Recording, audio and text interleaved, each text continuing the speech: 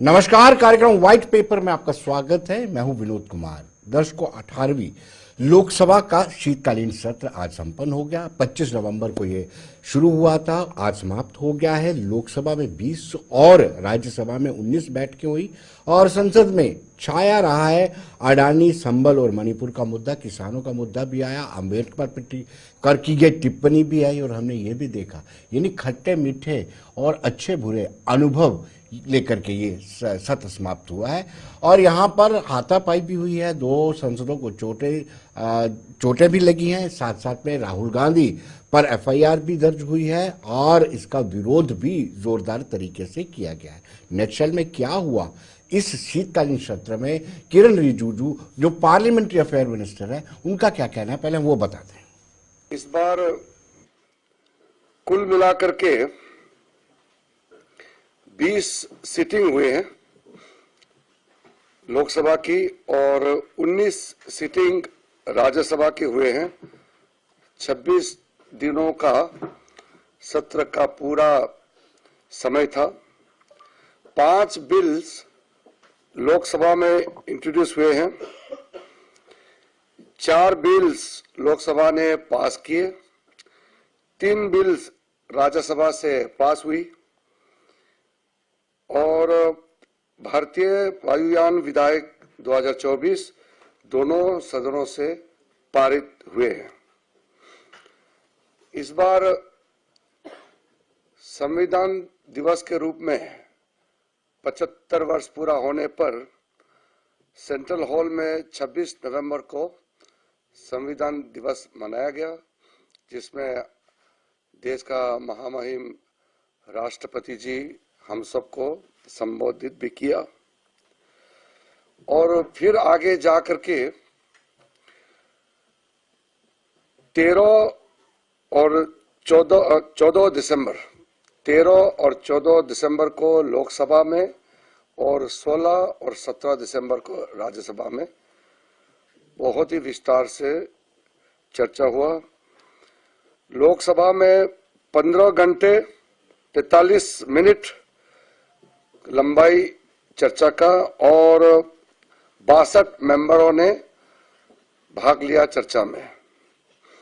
राज्यसभा में 17 घंटे और 41 मिनट की चर्चा हुई और 80 मेंबर्स ने भाग।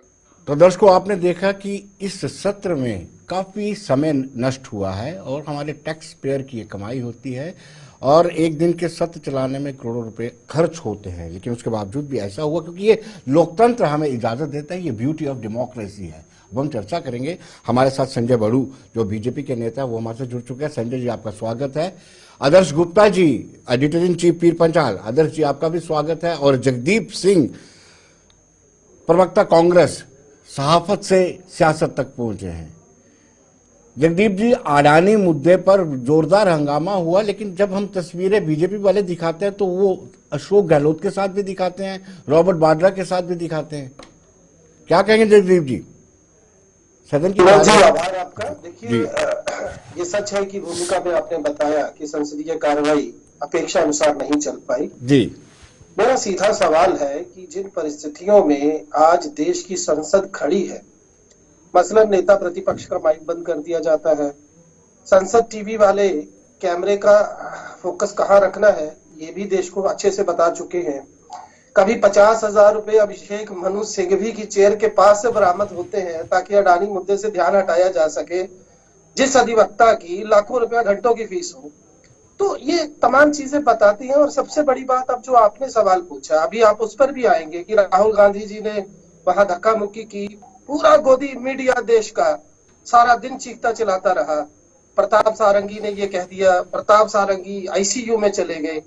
क्या किसी ने एक वीडियो, एक single video, which I would like to ask, particularly when we talk about the premises we have in the parliament, which is purely covered with all the CCTV cameras, have they not been able to find a single video in which you could proclaim easily that Rahul Gandhi had thrashed somebody? और दूसरी बात, आप ही बता के हटे हो, संभल पर बात हुई है, मणिपुर पर बात हुई है, जिस मणिपुर का मां भी प्रधानमंत्री के मुखारबिंद से नहीं निकलता, बात वहां किसानों की भी हुई और अडानी की तो होनी ही चाहिए। जिस लाला को देश की सारी संपत्ति सरकार ने बेच दी हो, रेल से लेकर हवाई जहाज तक और सड़कों से लेकर क्या बोलूं, ईंट गारा पत्थरी बजरी कोयला सब बेच दिया, और 2200 करोड़ का आरोप है रिश्वत का भारत में। जांच अमेरिका कर रहा है और भारत और भारतीय सरकार जो है वो मुंह पर दही जमाए हुए। तो क्यों बात ना हो इन मुद्दों पर। मुझे लगता है कि ये जो संसदीय सत्र है ये इतिहास में दर्ज रहेगा, खास तौर से गृह मंत्री के मुखार बिंद से जो बाबा अम्बेडकर साहब के लिए शब्द निकले हैं, ये देश की जनता इसको कभी नहीं भूलेगी। और इससे एक बार आरएसएस का वो आदर्श जी से जान लेते तकियानुसी हैं। चेहरा आदर्श जो है जी, वो देश के सामने आपने आया। भी ये सारी सिटिंग देखी है। 25 नवंबर से शुरू हुआ था तो दिसंबर 20 को खत्म हुआ है। आपका कैसा अनुभव रहा इस शीतकालीन सत्र को लेकर के? आदर्श जी। विनोद जी बहुत बहुत धन्यवाद जी। आज मैं अपने कांग्रेस के प्रवक्ता जो है उनसे मैं काफी कुछ हद तक सहमत हूँ जो कुछ उन्होंने कहा है। संसद के अंदर से सेशन में जो हुआ वो बाबा साहब या दूसरी चीजें इन्हीं पे सारा चला गया। बाबा साहब ने अपना काम किया है, देश को दिया, सब कुछ दिया, संविधान उनको दिया, वो उनका एक चेयरमैन थे संविधान कमेटी के, क्या कुछ नहीं दिया। अब सिर्फ राजनीति के लिए हम उनको बार बार लपेटे जा रहे हैं किसी न किसी तरीके से। किस लिए? क्या ये कभी आज तक हमने नहीं देखा संसद के अंदर इस तरह कि जब इस तरह से मार पिटाई होते हुए, इस तरह ये सब कुछ होते हुए। आज मैं 50 बातें इनके लिए कह सकता हूँ कांग्रेस के नेता के लिए, लेकिन जिस तरह से गांधी के ऊपर लाछन लगाए गए कि जो धाराएं दर्ज की गई हैं वो आप सोच सकते हो क्या हो सकती है। संसद के परिसर के अंदर प्ले कार्ड जो जिनके डंडे लगे वो किस तरह से अलो किए गए, क्यों किए गए, ये सब चीजें सोचने वाली हैं। ये नहीं मैं कहता एक पार्टी का, दोनों पार्टियां अगर एक उकसाती है दूसरी उससे ज्यादा उकसाने की कोशिश करती है। इस सारे सदन के अंदर यही कुछ होता रहा। काम ये जितने घंटे उन्होंने गिन के बताए हैं पार्लियामेंट में मिनिस्टर ने, वो सिर्फ दिखाने बताने के लिए ही, शोर शराबे में ही दब गए थे वो सब बातें, वो भी नहीं सुनाई दी थी। लोग इंतजार कर रहे थे हमारे बारे में कोई बात हो, देश के हित के बारे में कोई बात हो। या तो वही सब्जेक्ट, वही मैटर, वही पेपर सब थे जो बार बार एग्जामिनेशन हॉल में आ रहे थे, वही आ रहे थे, कुछ नहीं नया नहीं था। और इस बार का जो सेशन रहा ये कभी भी नहीं भूला जाएगा। बिल्कुल सही बात है, जिस तरह से ये शुरुआत पहली बार नहीं हुई, बहुत बार हुई है, लेकिन इस बार हद से ज्यादा, जिसे कहते हैं ना, छोटा सा सेशन था, ज्यादा काम करना था लेकिन हुआ नहीं। चलिए संजय बड़ू जी, कहीं ना कहीं अविस्मरणीय ये सत्र रहेगा। यहाँ पर 2 सांसदों को लगी है और कार्रवाई का संचालन सुचारू रूप से नहीं हो पाया है। कहीं आपकी सत्ता पक्ष की भी गलती है। सरकार स्टेक होल्डर्स को अपने पूरा अधिकार नहीं देती है, उनको कॉन्फिडेंस में नहीं लेती है और शायद यही कारण है तभी हो हल्ला सदन में होता है। जी बड़ू साहब। देखिए विनोद जी,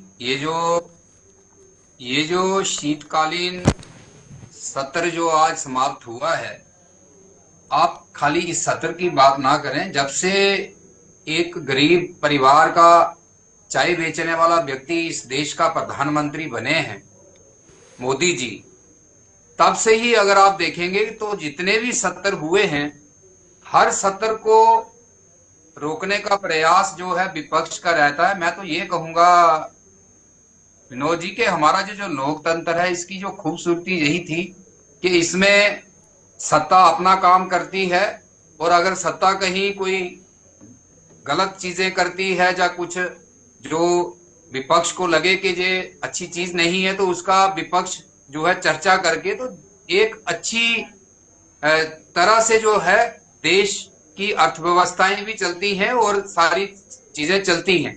लेकिन अगर आप देखेंगे जब से मोदी जी ने देश की बागडोर संभाली और जिस तरह से आज विश्व में देश का नाम बढ़ने लगा है, तो कांग्रेस जो है, बिल्कुल मैं कहूंगा 2 ही चीजें हैं। कोई भी पार्टी या कोई भी सत्ता चलती है तो वो नीति और नीयत के साथ चलती है। तो कांग्रेस ये नहीं बचा पा रही है और अपने परिवार से बाहर नहीं निकल पा रही है। इनको ये लगता था कि हमारा जो है जन्मसिद्ध अधिकार है कि सत्ता हमारे हाथों में रहे और इसी परिवार के नेता ही इस देश के प्रधानमंत्री रहे। और उसी से ये दिखता है कि जिस तरह की भी आजकल आप देखें, जब भी सत्र शुरू होना होता है किसी ना किसी बाहर की एजेंसी की रिपोर्ट को लेके और उन लोगों की रिपोर्ट को लेके जो लोग कहते हैं कि भारत को रोकना है, मोदी को रोकना है। अगर भारत को बढ़ते कदम रोकने हैं तो मोदी को रोकना है। और कितनी कितनी घोषणाएं उन लोगों ने कर रखी हैं, जो जिनकी कुछ एनजीओज में और जिनकी कुछ संस्थाओं में इनके बड़ी जो नेत्री हैं, जो जिनके श्रीमती सोनिया गांधी जी का नाम जिस तरह उनकी संस्थाओं से जुड़ा है, तो ये देश की जनता देख रही है। और विनोद जी, मैं आपको एक बड़ी स्पष्ट बात बता दूं कि कहते हैं वो कांच की हांडी जो होती है वो बार बार नहीं चढ़ाई जाती। पिछले दिनों लोकसभा में एक नैरेटिव जो फॉल्स नैरेटिव था, बिल्कुल झूठा नैरेटिव बनाने का प्रयास इन्होंने किया और कहीं ना कहीं लोगों को मुखालते में लाया गया। और इस वही कारण था कि इनकी जो सीटें हैं जो 99-98 तक पहुंची हैं। लेकिन जिस तरह से पिछले लोकसभा के चुनाव के बाद लोगों को ये चीज समझ आई, तो ये जो भी कह रहे थे वो खाली झूठ था, उसके अलावा कुछ नहीं था। और आपने देखा होगा उसके बाद जो चुनाव हुए हैं, जब जम्मू कश्मीर में चुनाव हुए उसमें कांग्रेस का सफाया हो गया। जगदीप जी से पूछते हैं, आपने देखा जगदीप जी के पास चलते हैं, लेकिन एक छोटे से कि सिर्फ सत्ता पक्ष ही इसके लिए रिस्पॉन्सिबल नहीं है, विपक्ष भी इसके लिए रिस्पॉन्सिबल है कि सुचारू रूप से सदन की कार्रवाई नहीं चल पाई है। क्यों जगदीप जी? Vinod ji, I was just trying to restrain the rage which was being surged in my mind while hearing his freaking and lame excuses. In fact, the problem is they won't have any information, a mere kind of information while addressing the gathering or the public through the channels. ये भाई साहब क्या कह रहे हैं? पहले तो मैं ये बता दूं कि जॉर्ज सरोज, जिसका ये नाम नहीं ले रहे थे, मैं लेके बताता हूं। दरअसल कम ज्ञान जो है या कम जानकारी हमेशा घातक होती है। जॉर्ज सरोज वो व्यक्ति है, जब आप उसकी पूरी जीवनी पढ़ेंगे, कहां हंगरी से शुरुआत हुई, नाजियों से बच के वो कैसे कैसे अमेरिका पहुंचा। पहली मर्तबा वो भारत तब आया था जब वाजपेयी साहब प्रधानमंत्री थे और जयशंकर के बेटे के पैसे लगे उस कंपनी में जिसे जॉर्ज सरोज फंड करता है। किस पे आरोप लगा रहे हैं और क्या बोले जाते हैं? कम से कम थोड़ा होमवर्क कर लिया करें, बराए मेहरबानी। बड़े सम्मान के साथ कहना चाहता हूं। दूसरी बात, विनोद जी, दिक्कत क्या है?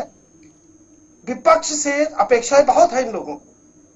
आप मुझे एक बात बताएं, बराए मेहरबानी, विपक्ष की क्या भूमिका होती है? जैसे अभी गुप्ता जी ने भी बोला, विपक्ष का काम है लोकतंत्र के अंदर दूसरे पहिए का उसकी भूमिका रहती है और उसका काम है सरकार का ध्यान उन मुद्दों पर लाए जिनसे सरकार बचना चाहती है। आप मुझे बताइए, देश का किसान सड़कों पर है, देश का नौजवान बेरोजगारी की मार झेल रहा है, अग्निपथ, अग्निवीर जैसी स्कीमें इन्होंने लाई। जो मणिपुर में हुआ वो पूरी दुनिया ने देखा। संभल में आपने क्या किया? हर मस्जिद के नीचे आप मंदिर खोजना शुरू करोगे, तभी तो कहना पड़ा भागवत जी को कि बस कीजिए। तो इस तरीके से सांप्रदायिक सौहार्द बिगाड़ कर देश की राजनीति को चलाने की ये जो इनकी वो बड़ी, मैं कहूंगा, संकीर्ण मानसिकता वाली जो सोच है, उससे इनको बाहर आना पड़ेगा।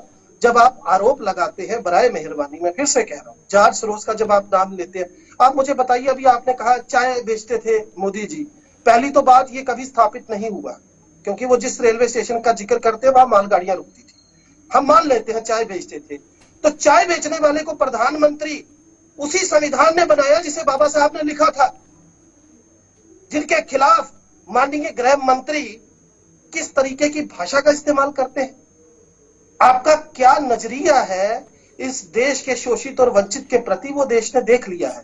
तो बराए मेहरबानी मुद्दों पर रहिए। आपसे जो सवाल इस देश की संसद में विपक्ष ने पूछे हैं, उन पर तो आप क्या ध्यान देंगे? अब तो आप गनीमत होगी, अब नीतीश जी मीटिंग कर रहे हैं और अब दिक्कत नायडू साहब को भी हो जाएगी, ये डबल एन, क्योंकि डबल ए के बाद, अंबानी अडानी के बाद, नीतीश और नायडू के बसाखियों पर खड़ी ये जो सरकार है कितनी देर चलेगी, ये देखना जरूरी होगा, क्योंकि इस देश का वंचित और शोषित वर्ग जो है वो अब आपके साथ। अध्यक्ष जी के पास जाने से पहले संजय बड़ू जी कुछ कहना चाहते हैं, आपको कंट्राडिक्ट करें। जी संजय जी। देखिए विनोद जी, जगदीप जी ने बड़ा अच्छी बात कही है। आज तो पूरे देश में एक ही विद्वान बचा है, वो है राहुल गांधी। इसलिए इन्होंने जो सारी पार्टी की बागडोर उनको सौंप रखी है, और वो किस तरह के विद्वान है और किस तरह की बातें और किस तरह के उनका एक चाल चलन और जो बात वो रखते हैं उसी से पता चलता है कि कांग्रेस में कितने कितने विद्वान लोग हैं।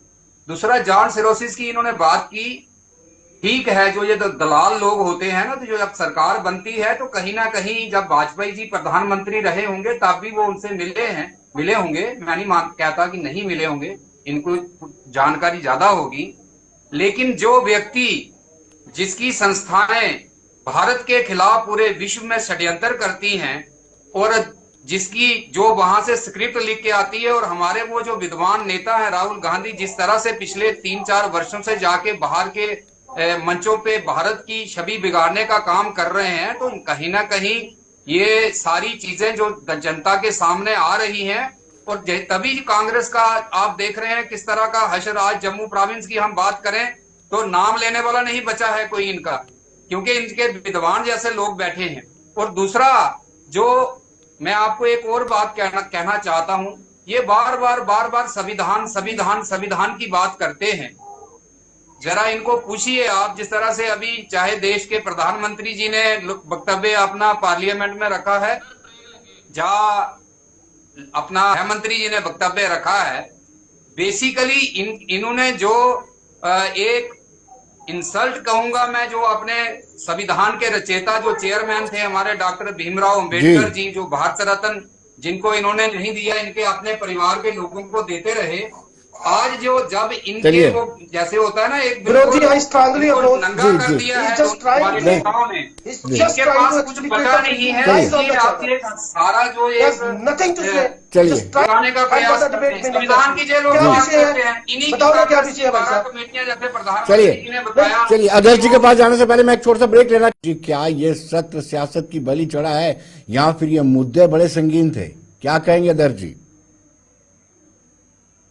बिल्कुल सही कहा, बिल्कुल सही शब्द आपने अभियोग किया है। सियासत की बलि चढ़ा है ऐसे जो सदस्य पूरे के पूरे। यहाँ पे ये सिर्फ आरोप एक दूसरे पर लगा, संसद के अंदर भी संसद के बाहर भी यही कुछ हो रहा है कि वो कम हो गया, वो ज्यादा हो गया, उसका ये हो गया। ठीक है, जनता सब देख रही है, जनता वक्त के साथ सब कुछ समझती है, उसके मुताबिक ही करती है। बीजेपी का स्कोर कम हुआ है, कांग्रेस का स्कोर बढ़ा है। जहां तक बात करें, हम राज्यों की बात करें तो जनता जानती है किस राज्य में क्या होना चाहिए, केंद्र में क्या होना चाहिए, दोनों को देखना चाहिए। कांग्रेस को अपना देखना, उस बीजेपी को अपना, लेकिन अपनी पार्टी की तरफ देखने के लिए ये दोनों पार्टियां जो है मौका ढूंढती हैं किस तरह से एक दूसरे पे आरोप लगाया जाए। तो एक दूसरे के ऊपर बस आरोप लगाने के पीछे कोई नहीं रहता है। जहां तक इतने छोटे से जो सेशन था, उसमें मैंने पहले भी कहा, बहुत उम्मीदें लगा के हम बैठे हुए थे, बहुत से काम ऐसे होंगे, कुछ भी नहीं हुआ। कोई काम की बात हुई ही नहीं। जम्मू कश्मीर के लोग बैठे हुए वेट कर रहे थे, वहां पे हम शायद जम्मू कश्मीर के राज्य के दर्जे की बात बिल्कुल डिस्कशन होगी, यहाँ के बजट के बारे में कोई बात की जाएगी, यहाँ की दूसरी चीजों के बारे में बात की जाएगी, ड्यूटी कैसी रहेगी कैसी नहीं रहेगी, जहां तक बिजनेस जो पावर है वो उनके बारे में डिस्कशन होगी। कुछ नहीं, हमने बस यही देखते थे। यूं ही हाल होता था, 12 बजे तक सस्पेंड कर दिया, राज्यसभा 2 बजे तक सस्पेंड कर दी, यही कुछ देखने को मिला इस सेशन के अंदर। कुछ भी नहीं हो पाया, ये सबसे बड़ी दुख भरी बात है। और आने वाले दिनों में ऐसा ही हालात रहे, क्योंकि एक बात तो समझ लेनी चाहिए, भारतीय जनता पार्टी को हुकूमत करने के लिए लोगों ने वोट दिए हैं, लेकिन उसके साथ कांग्रेस और दूसरी पार्टियों को एक स्ट्रांग अपोजिशन के रूप में भेजा है। दोनों ने अपना अपना रोल अदा करना है वहां पे। पार्टी ने, भारतीय जनता पार्टी सरकार ने अपने सरकार चलानी है, काम करने, और उन्हें प्रोटेस्ट करना है कि उनको जो नहीं लग रहा कि यहाँ पे जो गलती कर रहे हो उसको, उस बात को लेके तो वो बोलेंगे, उस बात को तो उठाएंगे ही। अब इनको जिस तरह से भारतीय जनता पार्टी को ये बात समझ लेनी चाहिए कि जब भारतीय जनता पार्टी इतनी बड़ी अपोजिशन में नहीं थी तो तभी वो सेशन को नहीं चलने देते थे, बहुत बार कई दिन नहीं चलने दिया था उन्होंने। ये बात भी समझनी चाहिए कि जब स्ट्रांग अपोजिशन साथ में है तो दोनों को मिलना पड़ेगा, किसी मुद्दे पे आके इकट्ठे खड़ा होना भी पड़ेगा। ये नहीं है कि उनका समझौता नहीं हो सकता। मुद्दे तो देश के लिए ना, देश के हित के लिए, लोगों के लिए है। दोनों पार्टियां इकट्ठे क्यों नहीं हो सकती उस बात के लिए? जी जगदीप जी, हर एक बात का सोल्यूशन डेलिब्रेशन होता है। आप बार बार ये कहते हैं, सभी बुद्धिजीवी ये कहते हैं कि हर समस्या का समाधान बातचीत से होता है। ये प्ले कार्ड, नारेबाजी, ये लाजमी है। विनोद जी, मैं जानता हूं समय का अभाव है, बड़े कमतर शब्दों में मैं अपनी बात रखूंगा।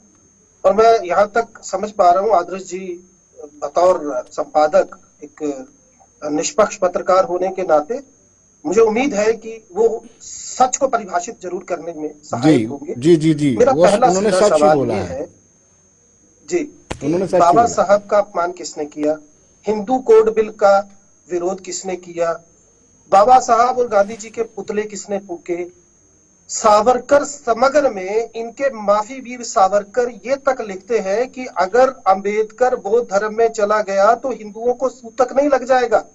ये भाषा है और मैं कभी भी तथ्यों के बिना बात नहीं करता हूं। मैं जो कह रहा हूं ये प्रभात प्रकाशन की किताब। आप बीच में मत बोलिए, आप उछलेंगे बहुत, तो बीच में मत बोलिए। मैंने आपको इंटरप्ट नहीं किया, please don't interrupt me, please don't interrupt me, you have to listen now, you have to listen. ये उछलना बंद कीजिए, बीच में मत बोलिए, मैंने आपको इंटरप्ट नहीं किया। बाबा साहब को किसने दोबारा मौका दिया जब बंगाल का वो हिस्सा पाकिस्तान में चला गया? कौन लेके आया उनको देश की संसद में राज्यसभा के जरिए? किसने उसको चेयरमैन उनको बनाया संविधान कमेटी का, संविधान सभा का? तो ये बराए मेहरबानी, ये आरोप दरअसल क्या है, ये वो लोग लगाते हैं जिनका अपना इतिहास नहीं होता। मेरा सिर्फ ये कहना है, जैसे गुप्ता जी ने कहा कि ये जो सत्र है ये नाहक जाया गया। पहली तो बात इस सत्र ना तो जम्मू कश्मीर के लिए था। जगदीप जी समय का अभाव है, कंक्लूड करेंगे। जगदीप जी समय का अभाव है, बड़ू जी को कंक्लूड करेंगे 1 मिनट में, 1 मिनट में बड़ू जी कंक्लूड कीजिए, समय नहीं है। जी बड़ू साहब, संजय बड़ू जी। देखिए, यही तो विडंबना है कि ये इतिहास की बात करते हैं।